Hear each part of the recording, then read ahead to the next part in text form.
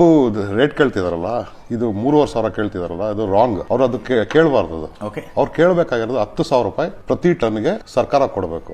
ಕರ್ನಾಟಕದಲ್ಲಿ 12 ರಿಂದ 13 ಲಕ್ಷ ಎಕರೆ ಕಬ್ಬು ಬೆಳೀತಾರೆ ಕರ್ನಾಟಕದಲ್ಲಿ. ಅದ್ರಲ್ಲಿ ಸುಮಾರು 6 ಲಕ್ಷ ರೈತರು ಕಬ್ಬು ಬೆಳೀತಾರೆ. ಆಯ್ತಾ. GST ಸಕ್ಕರೆ 42 ಲಕ್ಷ ಟನ್ ಸಕ್ಕರೆ ಉತ್ಪಾದನೆ ಆಗುತ್ತೆ.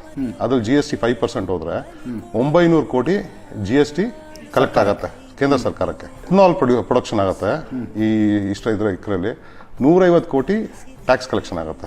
ನಮ್ಮ excise duty whisky, rum, gin, brandy, vodka, beer ಎಲ್ಲದಕ್ಕೂ ಆಲ್ಕೋಹಾಲ್ ಅಂತ ಬೇಸ್ ಇದೆಯಲ್ಲ, ಆ ಬೇಸ್ ಬರೋದು ಕಂಪ್ಲೀಟ್ ಆಗಿ ಕಬ್ಬು ಬೆಳೆಗಾರರಿಂದ ಕರ್ನಾಟಕದಲ್ಲಿ. ಆಯ್ತಾ. ಇದು ಎಷ್ಟು ಕಲೆಕ್ಷನ್ ಆಗುತ್ತೆ ಅಂದ್ರೆ 36,000 ಕೋಟಿ ಕಲೆಕ್ಷನ್ ಆಗೋದು.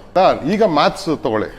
ಈಗ ನಮ್ಮ ರೈತ 1 ಎಕರೆ ಕಬ್ಬು ಬೆಳೆದ್ರೆ ಅವನಿಗೆ ಸಿಗೋದು ವರ್ಷ ಪೂರ್ತಿ 12 ತಿಂಗಳಿಂದ 13 ತಿಂಗಳು ಬೆಳೆ 40,000 ರೂಪಾಯಿ ಸಿಗುತ್ತೆ ಎಲ್ಲ ಖರ್ಚು ಕಳೆದು. 6 ಲಕ್ಷ ರೈತರು ಹೇಳದ್ನಲ್ಲ, 6 ಲಕ್ಷ ರೂಪಾಯಿ ಪ್ರತಿ ಏಕರ್ ಕಾಂಟ್ರಿಬ್ಯೂಟ್ ಮಾಡ್ತಾರೆ ಸರ್ಕಾರಕ್ಕೆ. ನಾವು ಸಾಫ್ಟ್ವೇರ್ ಡಾಕ್ಟರ್ಸ್, ಚಾರ್ಟರ್ಡ್ ಅಕೌಂಟೆಂಟ್ಸ್ ನಾವೆಲ್ಲ ಟ್ಯಾಕ್ಸ್ ಕಟ್ತೀವಲ್ಲ. ನಾವೇನು 20 ಲಕ್ಷ ದುಡಿದ್ರೆ 30% ಟ್ಯಾಕ್ಸ್ ಕೊಡ್ತೀವಿ. ಅಂದ್ರೆ 6 ಲಕ್ಷ ರೂಪಾಯಿ ಟ್ಯಾಕ್ಸ್ ಕೊಟ್ಬಿಟ್ಟು 14 ಲಕ್ಷ ನಾವು ಇಟ್ಕೊಳ್ತೀವಿ.